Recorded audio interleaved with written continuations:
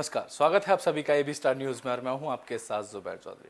वक्त तो चला है हमारी देवभूमि का, जहां सबसे पहले बात हल्द्वानी में हरिदत्त बहुगुणा के पुण्यतिथि पर हुए कार्यक्रम के आयोजित की कर लेते हैं। आपको बता दें कि स्वतंत्रता संग्राम सेनानी हरिदत्त बहुगुणा की पुण्यतिथि के अवसर पर स्वतंत्रता सेनानियों और उनके उत्तराधिकारियों के सम्मान समारोह का कार्यक्रम आयोजित किया गया।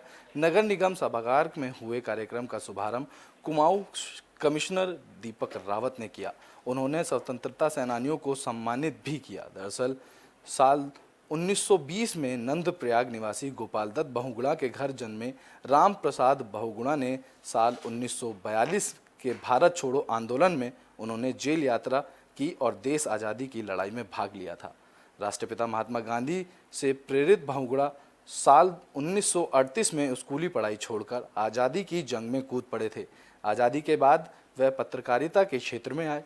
गढ़वाल का पहला साप्ताहिक अखबार देवभूमि का प्रकाशन नंदप्रयाग से कर उन्होंने सामाजिक बुराइयों के खिलाफ संघर्ष किया। शनिवार को हुए कार्यक्रम में स्कूली छात्राओं ने मुख्य अतिथियों का स्वागत किया।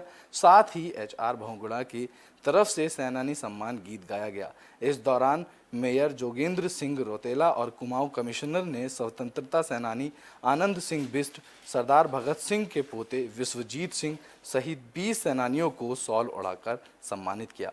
इस दौरान कमिश्नर दीपक रावत ने कहा कि इस तरह के कार्यक्रम स्वतंत्रता सेनानियों के बलिदान को जीवित रखते हैं। उनके बलिदान को कभी भुलाया नहीं जा सकता।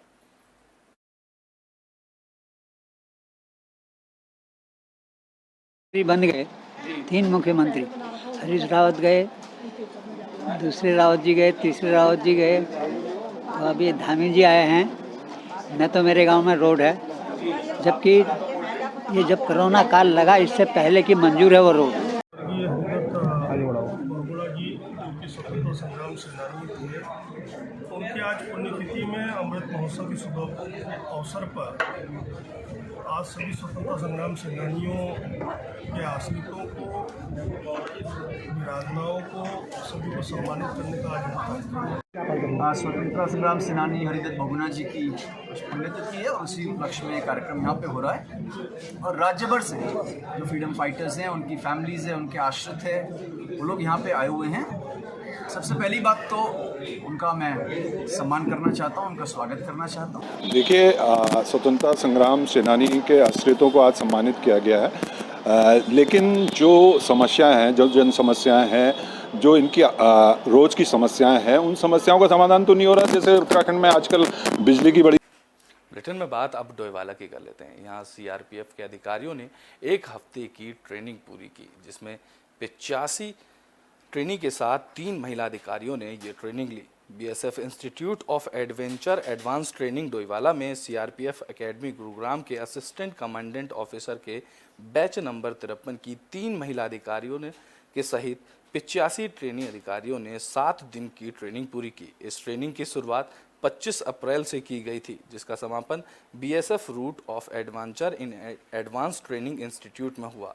ट्रेनिंग के दौरान अफसरों को वाइट वाटर राफ्टिंग, शिवपुरी से ऋषिकेश तक, देहरादून से धनौल्टी तक, trekking, river crossing, rock climbing, confidence jump, body surfing, paragliding और अन्य संबंधित विषयों के अलावा जियोलॉजी सर्वे ऑफ इंडिया और BSF देहरादून के हॉट मीनिंग, पर्यावरण और बचाव आपदा जैसे महत्वपूर्ण बिंदुओं की जानकारी दी गई।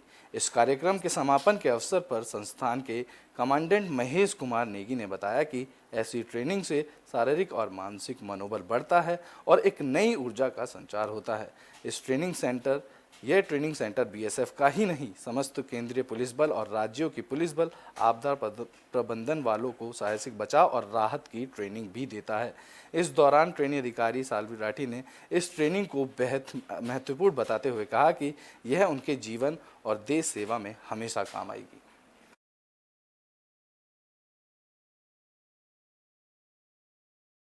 फील्ड ऑफ एडवेंचर, जल, थल और नभ, उससे इनको प्रशिक्षण दिया है, खासकर जो है हाई अल्टीट्यूड रेस्क्यू ऑपरेशंस के बारे में, क्योंकि जंगलों में इसकी ज़रूरत पड़ती है। साथ में रोप वर्क के बारे में, jumaring, rappelling, pre noted climb, rope fixing, और साथ ही साथ एडवेंचर ट्रेनिंग जो एक्वेटिक का है उसमें हमारे को survival and rescue in waters.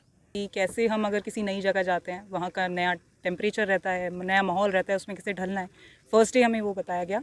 Second day हमें माउंटेन रॉक क्राफ्ट जिसे कहते हैं उसके बारे में बताया गया कि कहीं अगर हम जंगल में हैं और हमें हाई ऑल्टीट्यूड ट्रैक करना है तो हम कैसे उसमें ऊपर चढ़ें with the help of jumaring, rock climbing, combat climbing, rappelling, इन सब का हमें ट्रेनिंग दिया गया।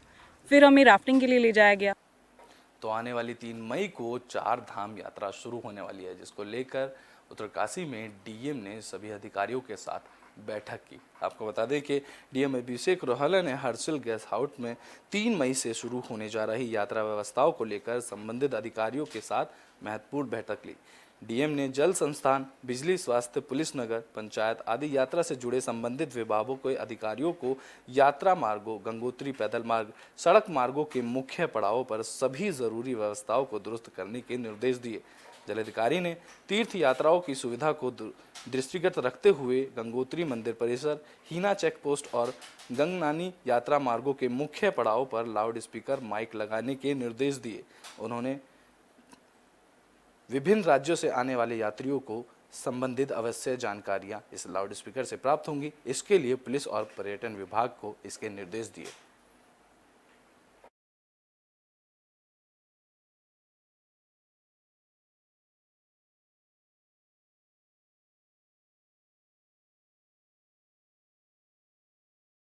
गंगोत्री धाम का निरीक्षण और दर्शन अभी कुछ समय पहले भी किए थे, तो उस समय कई विभागों के कार्य वहाँ गतिमान थे। रास्ते को लेकर सड़क के कार्य चल रहे थे और धाम में भी कुछ विकास कार्य गतिमान थे। आज उन्हीं के बारे में अभी फिर पुनः बैठक हुई है हमारी विभागों के साथ और माननीय क्षेत्र के कुछ स्थानीय नागरिक भी यहाँ उपस्थित थे। उत्तराखंड में दौरे पर आ रहे यूपी के मुख्यमंत्री योगी आदित्यनाथ के लिए धन सिंह रावत ने अधिकारियों के साथ बैठक की। आपको बता दें कि प्रदेश के उच्च शिक्षा मंत्री डॉक्टर धन सिंह रावत ने यमकेश्वर विकासखंड के अंतर्गत महायोगी गुरु गोरखनाथ महाविद्यालय में यूपी के मुख्यमंत्री योगी आदित्यनाथ और उत्तराखंड के मुख्यमंत्री पुष्कर सिंह धामी के कार्यक्रम की तैयारियों से संबंध में बैठक ली। उन्होंने संबंधित अधिकारियों को समुचित व्यवस्था को जल्द पूरा करने के निर्देश दिए। इस दौरान उन्होंने कहा कि आयोजित कार्यक्रम में लोगों के लिए बैठने की उचित व्यवस्था करें। उन्होंने महाविद्यालय की छात्राओं से मुलाकात कर उनकी पढ़ाई की जानकारी ली। आयोजित बैठक के बाद धन सिंह रावत योगी आदित्यनाथ के पैतृक गांव पंचूर पहुंचे, जहां उन्होंने योगी आदित्यनाथ के पैतृक गांव पहुंचकर उनकी माता सावित्री देवी से मुलाकात कर उनका हाल जाना। साथ ही उन्होंने उनके परिजनों से भी मुलाकात की। इस दौरान उन्होंने कहा कि लोगों को आने जाने के लिए अलग अलग रास्ते बनाए गए, जिसमें आम जनमानस को परेशानियों का सामना नहीं करना पड़ेगा। तो वहीं उन्होंने कहा कि अतिथियों के लिए भव्य और सुंदर मंच बनाया जाए।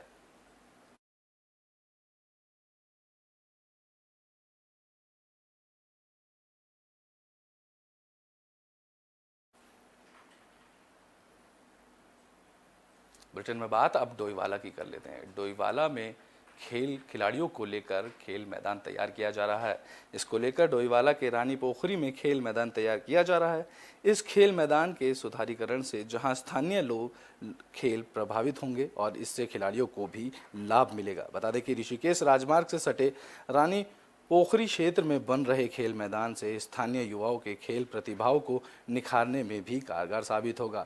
इस मैदान के किनारे 200 लोगों की क्षमता वाले सामुदायिक भवन में होने से यहाँ के ग्रामीणों के लिए छोटे से लेकर बड़े शादी विवाह जैसे आयोजन कर सकेंगे, जिसके लिए लाखों रुपए वेडिंग पॉइंट पर खर्च कर रहे ग्रामीणों को बहुत ही कम कीमत पर हर सुविधा से लैस यह स्थान मुख्य मार्ग पर ही मिलेगा। तो वहीं ग्राम पंचायत की आय में भी इससे वृद्धि होगी। साथ ही कुछ लोगों ने इससे रोजगार भी मिलेगा। खास बात यह है कि यह मैदान मात्र 18,30,000 रुपये में मनरेगा योजना से तैयार किया जा रहा है, जिससे यहाँ के गांव के लोगों को इससे रोजगार मिल रहा है। तो वहीं सभी लोगों को लाभान्वित करने वाली यह योजना से पैसे का भी सदुपयोग हो रहा है। इस दौरान ग्राम प्रधान सुधीर रतूड़ी ने बताया कि इन सब चीज़ों के साथ मैदान की 4 दीवारी पर पहाड़ की संस्कृतियों और गांव की पुरानी परंपराओं को दर्शाती हुई कलाकृतियां भी नजर आएंगी, जिससे इस मैदान की सुंदरता को तो बढ़ेगी ही, आने वाली पीढ़ी भी अपनी संस्कृति को नज़दीक से जान सकेगी। इसके साथ ही उन्होंने बताया कि मैदान के पास ही खाली पड़ी जगह पर एक छोटा सा पार्क और झूले लगवाने की योजना भी की जाएगी, जिससे बुजुर्ग और बच्चों को इसका लाभ मिल सकेगा।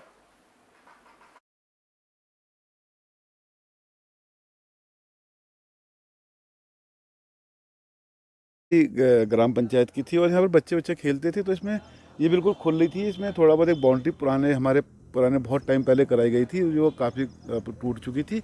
तो यहाँ पर लोगों का आए दिन रात को लोग आके यहाँ गलत काम करते थे, बड़ी दिक्कतें होती थी। तो मैंने एक पहल रखी थी कि भाई मिनी स्टेडियम टाइप का यहाँ पर बनाया जाए बच्चों के खेलने के लिए भी, और साथ साथ एक सामुदायिक भवन भी बनाया है जो काफ़ी बड़ा भवन बन रहा है, जिसमें सारे सांस्कृतिक प्रोग्राम भी, और लोग गरीब लोग हैं या कुछ बाहर से अब नए लोग आए हैं 100 गज में ज़मीन लेके बनाते हैं, तो शादी ब्याह वगैरह सब लोगों के घर में होती है, तो एक हर आदमी वेडिंग पॉइंट भी बुक नहीं कर पाता। तो गरीब परिवारों को आर्थिक सहायता देने के लिए काला डूंगी में एक कार्यक्रम आयोजित किया गया, जिसमें 50 गरीब परिवारों को चेक दिए गए। आपको बता दें कि गरीब परिवारों की आर्थिक सहायता के लिए सरकार की तरफ से बड़ी पहल की गई है। काला डूंगी में गरीब परिवारों के आर्थिक सहायता के लिए कार्यक्रम आयोजित किया गया, जहां राज्य सरकार की तरफ से 2.5 लाख रुपए की राशि काला डूंगी विधायक बंशीधर भगत की तरफ से तहसील परिसर काला डूंगी पर चेक बांटकर 50 जरूरतमंदों को इसका लाभ दिया गया। कार्यक्रम के दौरान काला डूंगी विधायक भगत ने कहा कि राज्य सरकार की तरफ से जो बेसहारा, बेरोजगार और बीमार हैं, किसी कारण से आर्थिक स्थिति से कमजोर हैं, उन्हें हर संभव मदद की जाएगी। भगत ने कहा कि राज्य सरकार की तरफ से चेकों के माध्यम से 50 जरूरतमंद परिवारों को यह राशि दी गई है।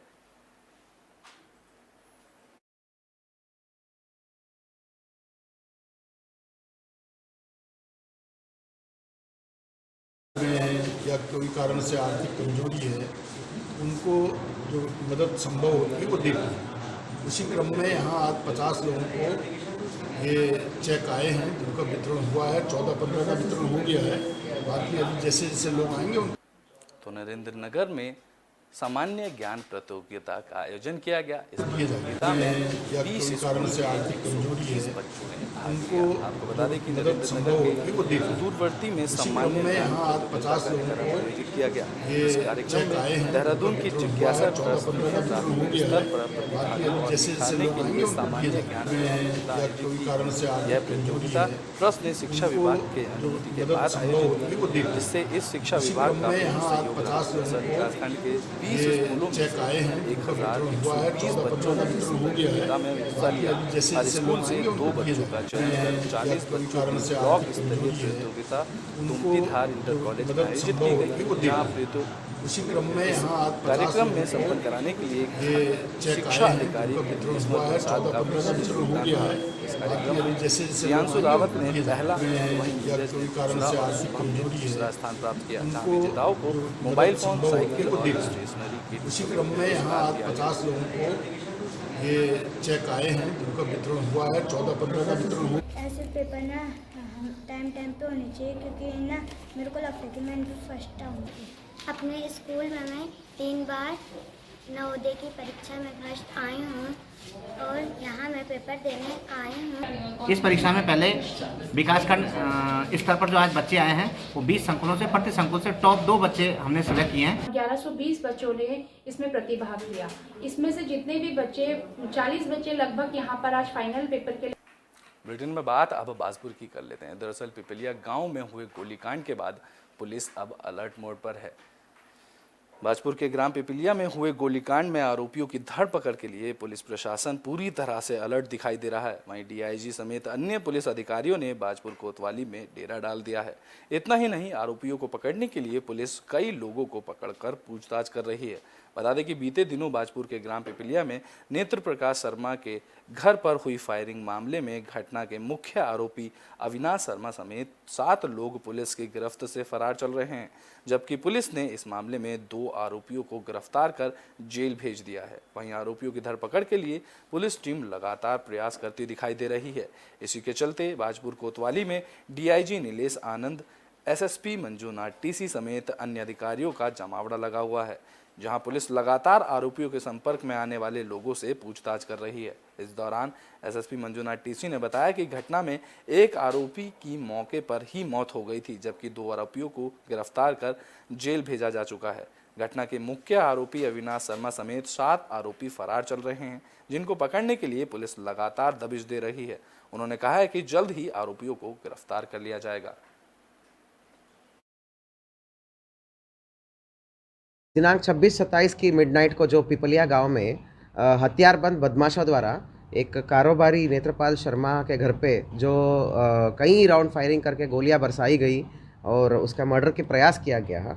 उस घटना में अभी तक जो है FIR नंबर 172/22 और पैसे ऑलरेडी रजिस्टर हो गया है।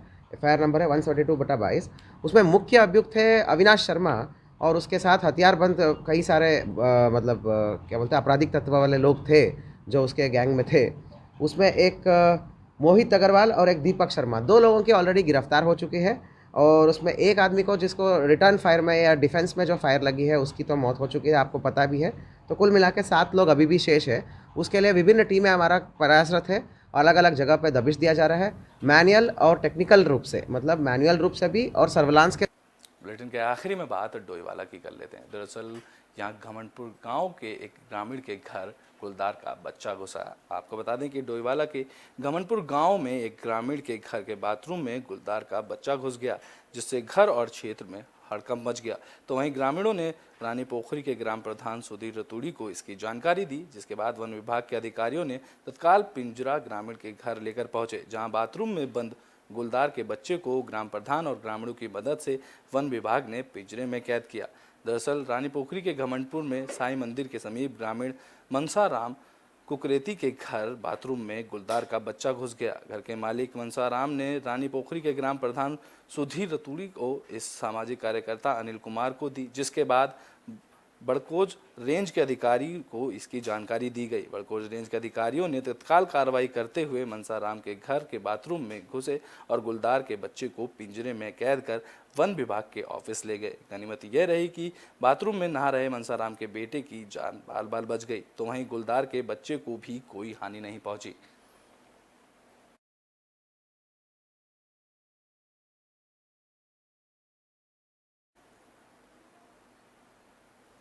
हमारी देवभूमि में अभी के लिए बस इतना ही। देश और दुनिया की तमाम खबरों के लिए देखते रहें AB स्टार न्यूज़।